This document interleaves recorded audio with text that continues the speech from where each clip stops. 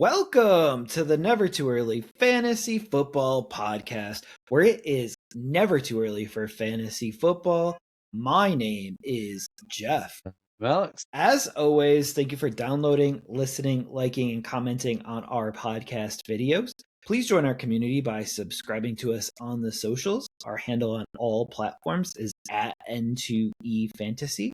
We are also available on all major podcasting apps by searching N2E Fantasy. Alex, what do we have on today's show? On this episode of the Never Too Early Fantasy Football Podcast, we are releasing my top 12 rookie running backs. And we don't really have any news for you guys right now, but we'll just go straight into the running backs. Absolutely. And as you said, we're going to do the top 12, or we could do the top 12 here. And Alex, this is our 200th episode here recording. So pretty big milestone for us too. So we thank everyone for sticking with us for 200 episodes, and we can't wait to make the next two. Yeah, we would love to do something special. And I'm just going to go off on vacation. No, I'm just kidding. Exactly.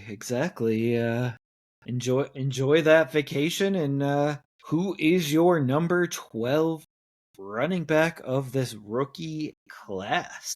All right. My number 12 is a receiving guy, and that is Damon Claiborne out of Wake Forest. He's a little older guy. He's 5'10", 190 pounds. He's a very good receiving back, very useful in the passing downs. He gets open. He's quick. But he was one of, I think, the faster running backs that tested. He's very agile, very space-oriented, elusive in lighter boxes. I don't really think that he is going to contribute as a three-down back, probably ever, but he is going to be probably a very good third down option, very good passing down back. Someone who is more of a change of pace, but high passing upside. I do think that his comp would be more of like a Naheem Hines type. So it could be good or bad, depending on how you feel about Hines. Well, I think of a jet skiing injury. So does he have a jet skiing No, injury? he does not. He does not. Yeah, Hines is still kicking around the league, but I know he missed some significant time with that. But hopefully he is able to live up to that. But he might be a little back too, right? Yeah.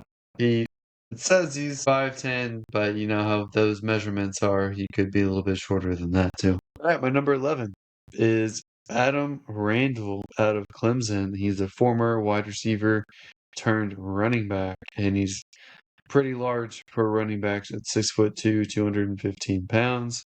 I could see him used more as a hybrid running back wide receiver, and that usage proves true in college, which points to a lot of versatility. He had an okay speed. I don't think he tested that fast. I think he's in the 4.5s. He's a decent athlete, still developing as a true running back since he's coming from the wide receiver position. He's got very good ball skills, though, as a receiving weapon and as a flex weapon. And he can be used as a chess piece, could also be used as a return man.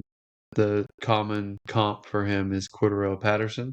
So Cordarrelle Patterson, though, started in the league as a wide receiver and was later converted to running back in the pros. Adam Randall's doing that from the get-go. So I think he could be a decent guy to have around on your team, your pro team, anyway. I don't know about fantasy yet. Where do you see Adam Randall? Is he someone you already knew about? Do you like him? He's not.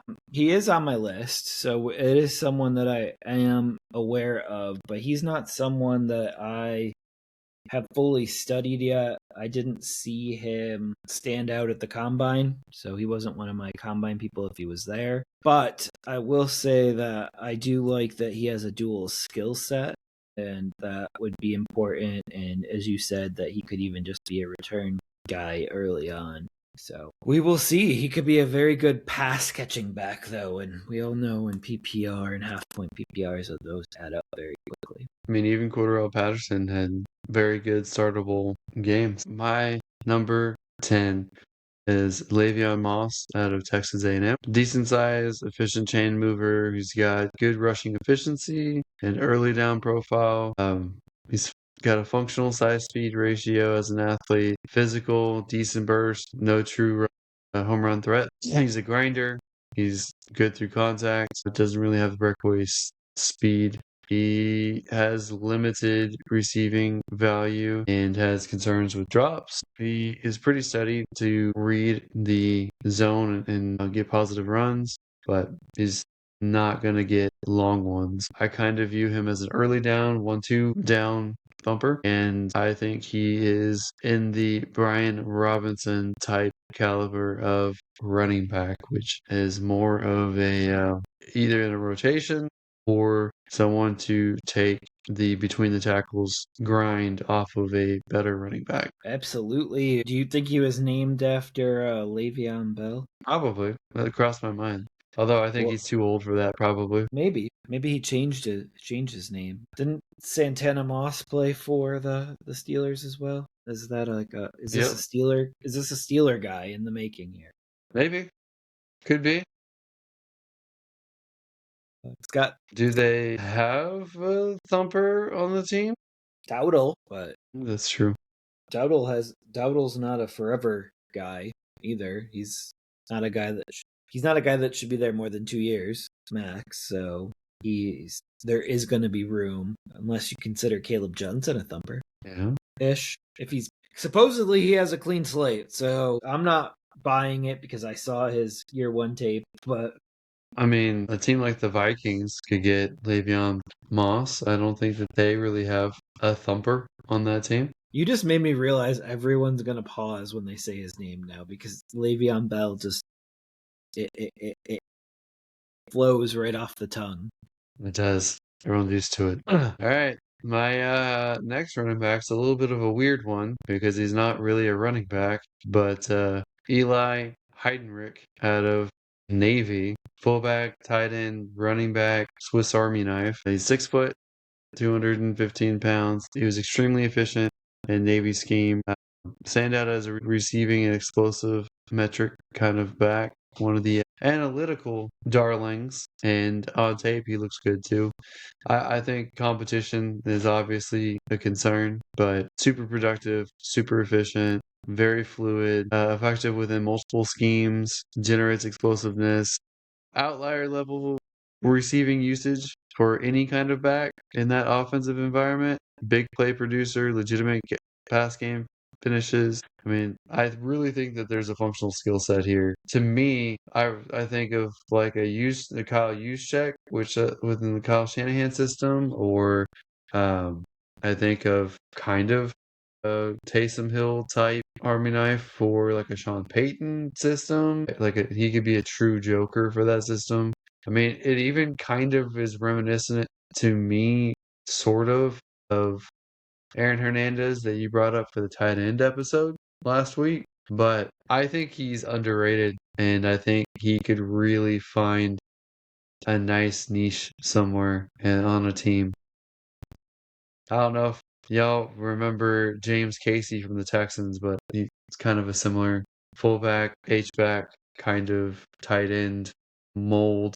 He could be any of those things. Yeah, and the Bills lost Gillum to the Patriots, so I was kind of thinking maybe a fill in there, another weapon for Josh Allen. I mean, that would be interesting, but everybody knows Brandon Bean only drafts someone from the East Coast, and usually he just trades to get a Panthers player. That's true. We'll keep taking the Bills picks. So I know that was a weird one. And this is going to be another interesting one because he's lower for a lot of people based off of his 2025 production. But I have Jaden Ott out of Oklahoma here at number 8. A year or two ago, he was considered one of the best running backs in college football and had a down year on a struggling Oklahoma program. He's a versatile back. He's got a good pass game, usefulness. He's fairly balanced, a decent runner, decent speed. Smooth athlete with just enough burst to stress the edges, comfortable in space, capable of outside and inside play, well-rounded tape. When if you go back to previous years as well as the recent ones. Not really dominant, but well-rounded and kind of makes me think, and I'm not the only one to have this comp, but more of an Aaron Jones type. So it could be a good starter for a good stretch, maybe not super long term. That is an interesting one. He is not someone that's on my radar right now, but he will be very, very shortly. So that will be one thing that I study after this here is little Jaden. This next one I like more than my ranking for him personally, but I have Katron Allen at Penn State. To me, sometimes it felt like he might have been the better running back on Penn State over his teammate, who I coincidentally have sixth. So Katron Allen at 7, and I have Nicholas Singleton at 6. For me, what separates them is Katron, a little bit smaller, more of a power back, more of the David Montgomery type of back, good build, average explosiveness, physical downhill, strong contact balance, reliable between the tackles, functional but not a clear pass game feature. The tape shows he's the back that can handle ugly runs. He took over a lot when Singleton had an injury. I really like running backs that can actually run the ball, and he is that. I think he could work on the pass game stuff and end up being a better player than people give him credit for. Nicholas Singleton, on the other hand, is more of a speedy guy. He certainly has more utility and more usefulness in the pass game, and he flashed a lot. He's an outside runner more than an inside runner. He's explosive more so than a grinder. I think both these guys could be complementary in committees, whether they're with each other again or whether they're with other running backs out there. And both these backs are capable of being at least a nominal starter in the committee. So it's kind of a pick your poison. Do you like the guy that likely has a better chance at receiving work? Do you like the guy that's speedy versus the grinder? What do you think of these two guys?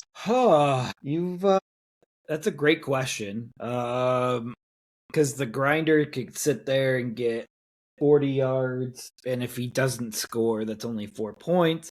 Whereas the speed guy could get 2, 3, 4 catches and potentially end up with 50 total yards, and that is a significant difference. So I'm probably going to go with the guy with the higher speed and pass catching upside, especially in fantasy drafts. Well, I like to think that the grinder can probably get 60 to 80 yards, and then with the touchdown, it's a good day. Without the touchdown, it's okay. Whereas the speedy receiving back could get 2, 3 catches total, or just a few runs, and can either get nothing or can get a lot of yardage off their explosiveness. So it's high variance. And sometimes I think the high variance guys have bigger year totals at the end, but if you look at their individual games, it's wildly erratic.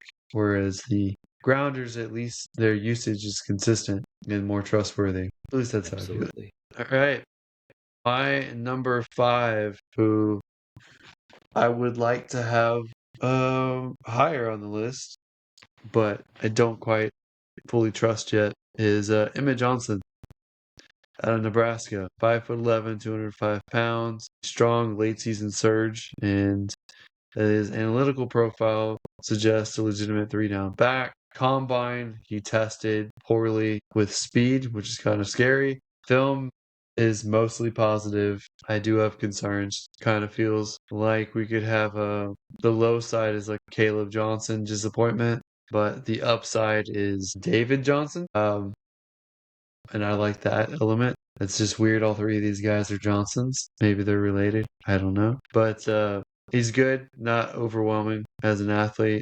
Wins more than he doesn't. Has good contact balance, more so than straight line speed. He did test better at his pro day, so he's a little bit faster, which made me feel better and move him back up a little bit. But he's very, very patient as a runner, which is different than Caleb did this past year. So he's one of the better receiving backs, and that's very important to being able to stay on the field, as well as most fantasy leagues out there are PPR or half PPR. And he's got very good hands, very useful in his route utility. He's actually a decent pass protector. which means he will stay out there. So while he's not a speed demon that would really drive home his value, he is someone that could be a 3-down back. We all know that pass protection is what keeps running backs off the field and earlier in their career. So that is a very big advantage. And I could see you moving him up to maybe 4, but I think you like the top 3 guys a little bit better. I don't know about the 4th guy because you have some surprises here. Because I'm going to ask you about the people that you left off your list here at the end of this. All right. I think I have a few names that I think you're going to ask me about. But the next guy on my list is who was initially hyped up to be the number 2. I have him at number 4, and that is Jadarian Price out of Notre Dame. He's efficient as a complimentary back. Sometimes it looked like he had big play juice, but for the most part, I didn't really see or feel that he really could have been a starter if Love wasn't there. I wasn't really impressed with his speed either. He's got okay lateral movement. He's got quick feet. He is a good, solid runner. He adds some pass game value, can be moved around enough and catch enough. He can be dangerous, but again, I just felt underwhelmed watching him on film. It felt like he should have been punishing people a little bit more than he did as a runner. He didn't. It felt like he should burn more. And he didn't. I kind of view him, high-end committee back, short-term starter, more like a Tony Pollard. I wouldn't fully trust to be the main starter, but sometimes they get thrust out there. I like Pollard, so now you got me looking at him like, do I take him with my 101? Just kidding. Just kidding. I think you should go ahead and take him. Take him number 1. Lock that in so I can get the 102 and 103. I think I know your top 2 backs, but I'm not positive, and I can't wait to see who they are, and I'll know a little bit more after who number 3 is. My running back number 3 is Jonah Coleman out of Washington. He is the smallest back on my list at 5'9", but he's 220 pounds. He's a high efficiency runner. He had a steady workload at Washington. His style of running consistently creates tough yards. He's productive and he's a chain mover. He's compact and sturdy, built for contact. He's got elite balance, low center of gravity, tackle, breaking ability, reliable hands, good enough on passing downs. He doesn't have elite top speed. Don't really feel like he needs it. I feel he's more than a rotational back, although I think a lot of these running backs, just like the tight ends last week, a lot of these running backs likely start in a committee, start behind someone. Just like Travion Henderson did last year, as much as he was hyped up. I think these guys are too, but my comp for him is he's in the Maurice Jones-Drew realm. I think his upside could be a pretty good running back, and I think obviously I feel like there's a good chance he disappoints too. I'm not really high on this whole running back class. Sometimes it sounds like I'm really, really talking these guys up, but a lot of it is talking about the upside. I feel very uneasy about any of these guys being 100% success. Any of them? Yeah, dude, I'm not as big on Jeremiah Love as everyone else is. I mean, I still think he's by far a better back than anyone else in this class, but we could just move on. Let me just go to, before I talk about him fully, gotta do my number 2, Mike Washington out of Arkansas, 6'1", 225 or 228 pounds. He's a really big play runner. He's got strong touchdown production in college, stash and play traits. Don't think he's going to be a lead back right away, but I do think he'll develop into a very, very good back at his upside. I was shocked when his 40 time was 4.33. I think he is a straight line explosive guy. More often than not, rare size speed combination. Can run through defenders or run past them, which is what you want to see. I think that his receiving value, we didn't really catch that much in college, so it's more of a projection. But I think he could be a solid receiver in the pros. For me, concerns about him are that he doesn't seem as refined and his vision doesn't seem as good as I'd want it to be. But all the skills and athleticism is there for the taking. I think he could be refined, and I think he could be something like a Jonathan Taylor light in the pros. Okay. But I think he needs a decent running back coach in a good situation to really shine. Otherwise, I can see him when it comes time to the Dynasty rookie rankings, he might fall below some of these other running backs. All right. All What you right. got for us? Obviously, number one is Jeremiah Love. There's no one in this class remotely close to him. I know last year people were trying to say that Omarion Hampton was close to Genty, and that's not true either, but that was more true than any running back in this class and Jeremiah Love. I almost think I'd be hard pressed to say any of the other running backs are going to be even taken in the second round. Probably everyone third round or later. There might be someone sneak into the second round. I don't know. But Jeremiah Love is going to be in the first round. He is explosive and tough and strong. He's a true home run hitter, and he's physical enough to hurdle you or level you.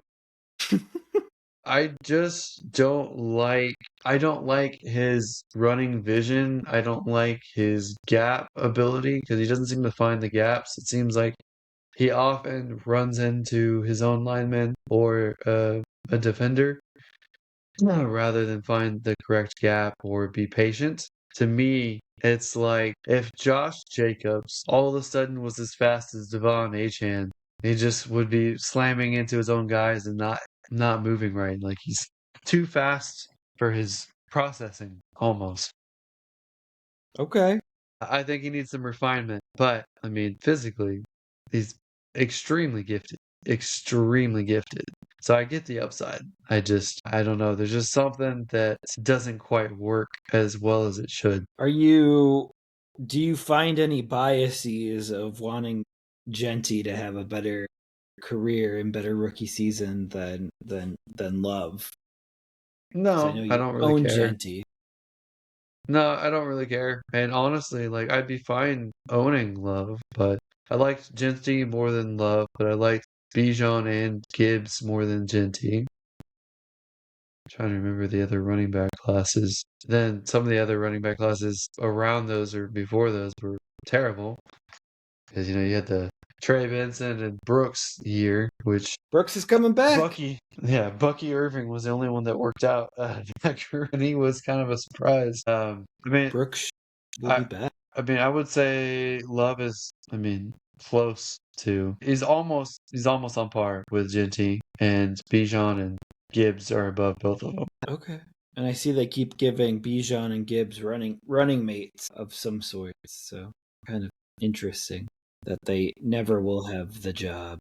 Yeah, I think Jeremiah Love's gonna have a running mate no matter where he's at, whether it's Tennessee, New York, Arizona. I mean, they have veterans already there that are gonna eat in, but he should be the lead back, even though he's a rookie. He's really the only running back on this whole list I can confidently say will be the lead back, no matter where he goes. Yeah. It'd be interesting if Tennessee drafted him and then cut Pollard because I don't see Spears, what isn't it Spears? Spears. I don't know why I had Tajay Sharp in my head. That's way back. Inside Well, joke I for think. people too. Uh, Well, I think he was the Titans wide receiver, so at least you're Yep. with the right team. Spears is going to be cut, in my opinion. I don't think Spears, he hasn't lived up to the hype. I think they Okay. keep Pollard because it's the new head coach, Saleh, likes having a two running back system. I think that they will have a committee of sorts, Okay. but Love is going to be the main guy. Pollard might only be there for 1 year. What does love have to do with it? That's all I keep hearing in Have my to head. do, have to do. Exactly. But Well, it's just like every time you say, "My name is Jeff," I always think, "My name is Jeff." Not Digga Slim Shady. Yeah.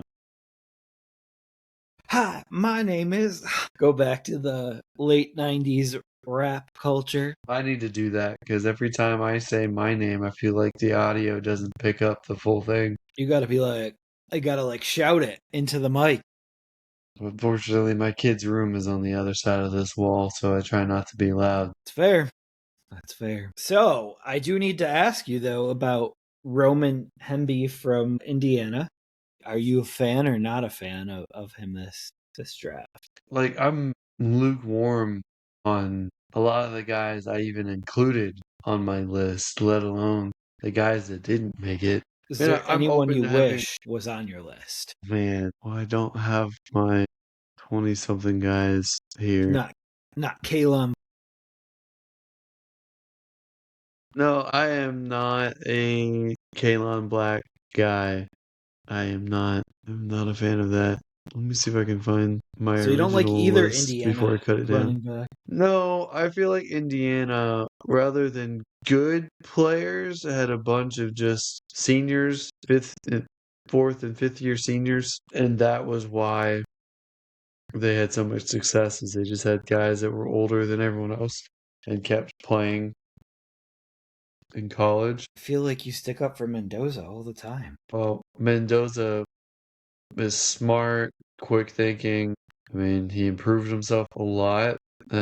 Makes good decisions. Surprisingly, can run. Went through the gauntlet in college football and that playoff run, playing the top defense and other top defenses. I mean, I thought he was really good. Yeah, I still think he's gonna have to work on ball placement, but we'll see. We will. Well, I mean, they've been pretty clear that they don't want him to start right away. They want to protect their asset and they want to have a veteran start the year, someone for him to learn behind, which I think is probably a smart play. Yeah, they're just Because running out of options now, slowly but surely. But there could be some trades after the draft as well. so the one guy that I really thought about putting on my list and eventually took him off was McGowan.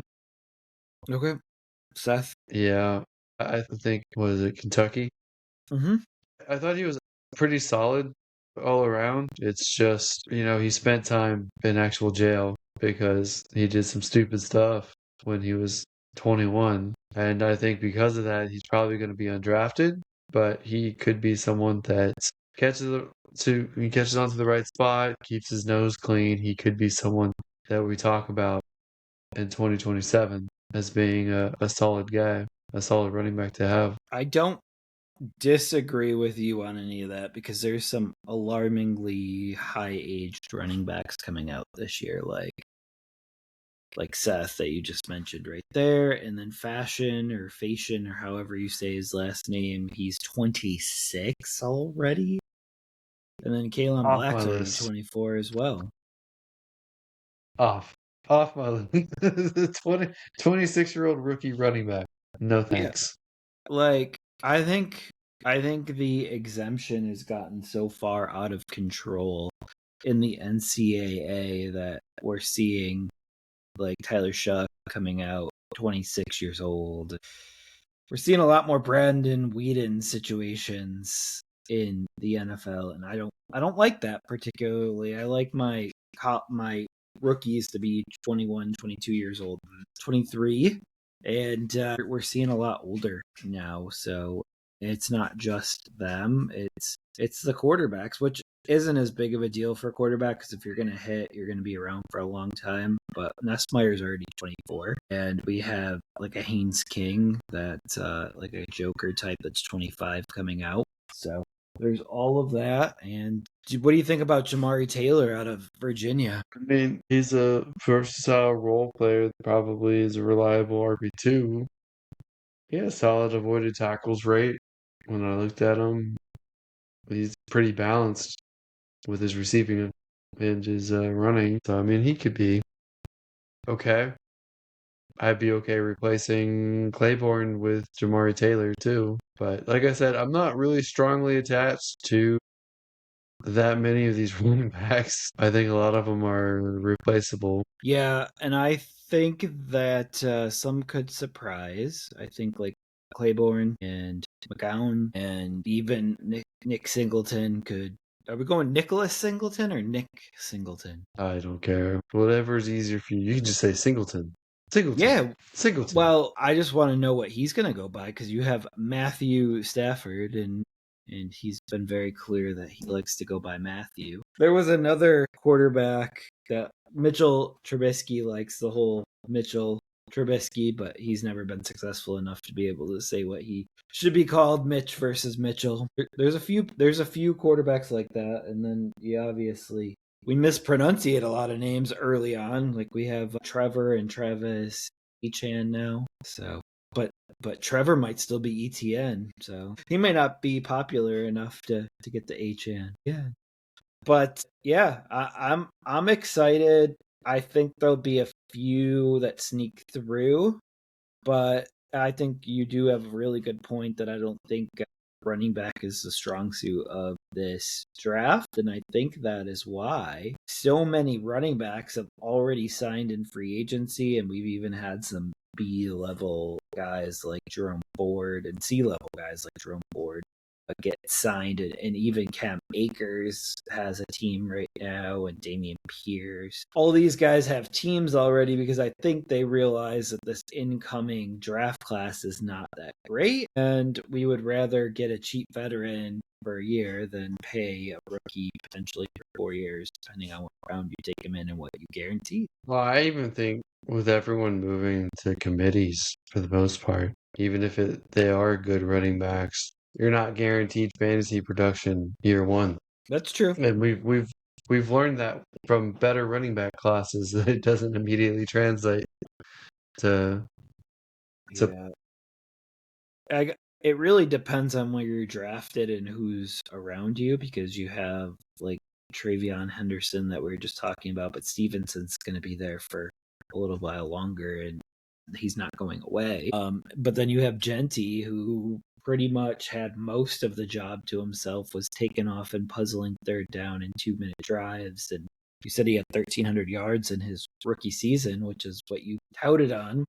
And that seems pretty bell cowish in year one. So, there is scenarios where that can happen, but I can't think of any other rookie running backs that did great last year. But I could have seen Omari and Hampton doing great. He's splitting time now with a couple of guys behind him. Judkins could have done it, but he destroyed his foot against the Bills, and so frustrating there too because that was during the fantasy playoffs. He was carrying some teams, but yeah, I do. I think what you're saying is outside of Love, you're not seeing a Genty, a Hampton, a Judkins, a Henderson, even a Scadaboo. Yeah. There's nowhere close to last year's class. Nowhere close. Exactly. Where would you have Cam Scadaboo this year if he came out? Would he be 2 or would he be a little bit lower than 2? Honestly, I think there's a good chance he'd be 2. But I have to say that is likely colored by the fact that he had success, and I saw him have success in the pros. As a prospect, he'd definitely be in the top 5. That says a lot right there because I think that he was over touted last year, and I also think his running style has left some things to be desired. So we'll see what Scadaboo looks like in year 2, and we'll see if we can keep up the pace that he was on last year before he suffered a pretty bad leg injury as well, I believe. I have him down as a ankle. Was it a displaced fracture? I think so, something like that. So, yeah. I'm waiting for all these guys to get cleared that were injured last year, so that's something that I do track throughout the year as well in my private time. Alrighty. Anything else you want to add about backs? Nope, that's it. And that does it for this episode of the Never Too Early Fantasy Football Podcast. Thank you for downloading and listening to this episode, and please don't forget to like and subscribe. Please leave us a comment and share the show. Every little bit helps. You can find us on all podcasting apps by searching N2E Fantasy, and with our handle N2E Fantasy on all social media platforms. Please join our community and give us a follow. Until next time, take care of yourselves and remember, it's truly never too early for fantasy football. And thank you for joining us on our 200th episode. And we'll see you guys next week. All right. Hi, everybody.